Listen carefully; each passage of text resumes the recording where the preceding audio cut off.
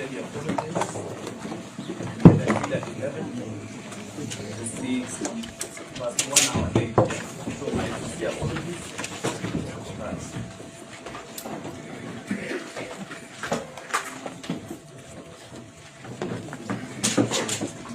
So we can get the forum. So let me just call out the P382 of 2025. Jane Jerry or Jane Kihara.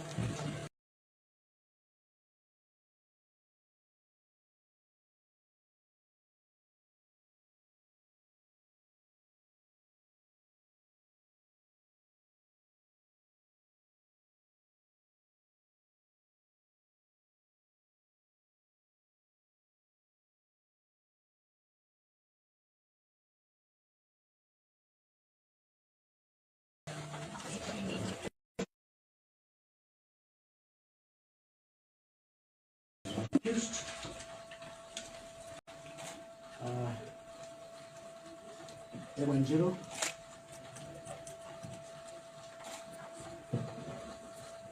is going to brief Mother Karua. She's a zero starting brief for Mother Karua.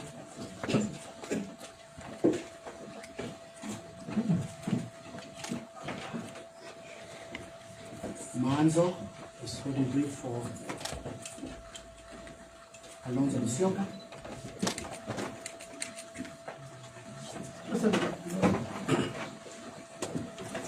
Daniel Amalemba is for the accused. Present, Your Honor.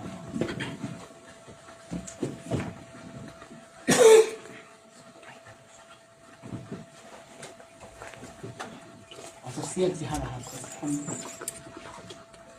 Is appearing. I'm not ready.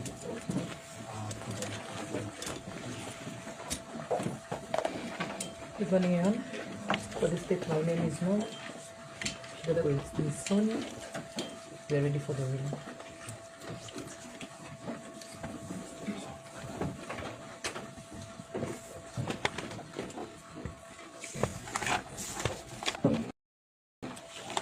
So last time I requested for those authorities that were cited that is neither of them, or neither side of the eye, actually sent, but I was able to capture the same authorities. I think nowadays it's so easy to get those authorities. So then I'll proceed with the ruling. So Jane Jerry Kihara, hearing after I refer to her as a suspect, was arraigned in court on this on the 18th day of July 2025 for it to take plea on the offense of offensive conduct conducive to breach of peace, contra section 94, subsection 1 of the Penal Code. The particulars thereof has been successively set out that on the 8th day of July 2025 at Nairobi City, within Nairobi County, being in a public gathering, uttered was to be open court. I want to talk about Naivasha because I know those goods were transported in NYS bus in a place called Karangita. They were dropped there. In town, they were brought in trucks in Maimayu. So all these people, nobody knew them. As I condole with the bereaved and also empathize with those whose properties were destructed, I want to tell President Ruto, this is not a war. You can win unless you want to destroy this country. It is about the youth. It's about young people who you went around promising heaven. And what you are doing now is digging deep so that they go under. It will not happen. In Naivasha, they killed one, 3 in critical condition. And as my colleagues have said, police are doing anything. They didn't try to arrest the goons. They're not doing anything. They didn't try to arrest the goons. You could see in the place goons working with them. So it is not anything that is going to end. We as Kenyans are prepared to prepare our country so that you cannot. We as Kenyans are prepared to prepare our country so that you cannot be drowned by one single person because you think you're so powerful, yet you have the power which we give you You cannot use the same power to destroy us and destroy the country. End of quote. I'm quoting verbatim with intent to provoke breach of peace. So I take judicial notice that the suspect is a sitting and current member of parliament representing Naivasha constituency.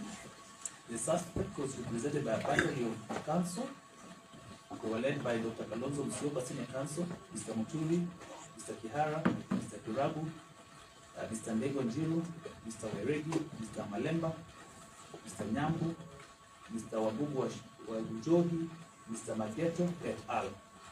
So quite a number. So the state, on the other hand, was represented by Ms. Nora, Mr. Witty JB, Ms. Sonia, and Mr. Momani. So in its application, canvassed orally on the 18th day of July 2022, counsel for the suspect have vigorously opposed the suspect from taking plea. So that is the tenor and essence that this court is called upon to make a determination on.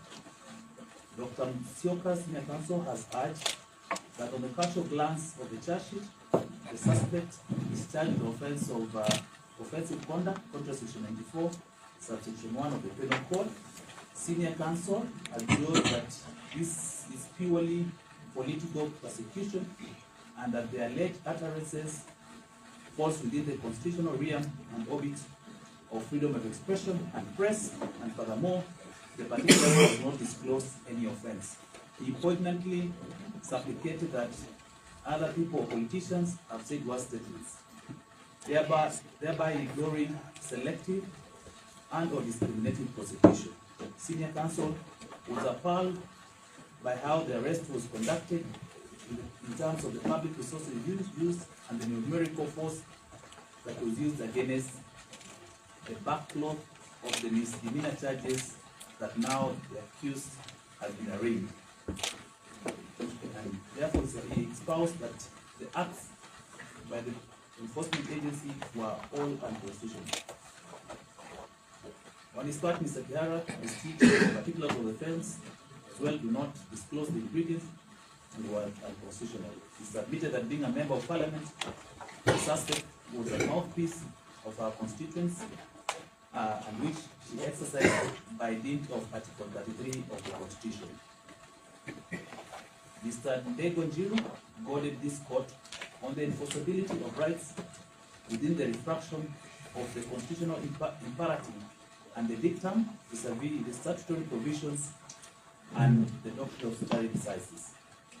He entreated that pursuant to Section 8.1 of the Magistrates Court Act, this court is closed to the jurisdiction to hear and determine applications for redress of a denial, violation, or infringement of, or threat to, a right or fundamental freedom in the Bill of Rights. He thus urged the court to invoke Article 33 of the Constitution in delineating whether the charge sheet borders on a threat to a right or violation of fundamental principles. Further, Learned Counsel Mr. Njiru, our most stringent argument is that the statutory provisions must be symmetrical and harmonious with the Constitution by dint of Section 7 of the 6th Schedule and Article 10 of the Constitution on national values and principles of governance. He thus avowed that this court has the jurisdiction in entertaining the instant application relating to the threat, the denial or violation of the suspect rights in the constitutional review of Article 33 of the Constitution on the freedom of expression as juxtaposed with the Section 94.1 of the Penal Code. He addressed further that the particulars do not disclose an offense for the suspect to comprehend to the charges she is facing. Counsel further argued on the limitation of rights and fundamental freedoms under Article 24 of the Constitution, submitting that rights or fundamental freedom cannot be limited only to the extent that the limitation is reasonable, justifiable in an open, democratic, and civilized society. Counsel also made reference to Article 19, 20, and 27 of the Constitution. On this part, Mr. Kiragu extensively submitted on the composite of the offense that the suspect is facing. basically urging that the true ingredients to the offense has not been disclosed sufficiently. Concomitantly,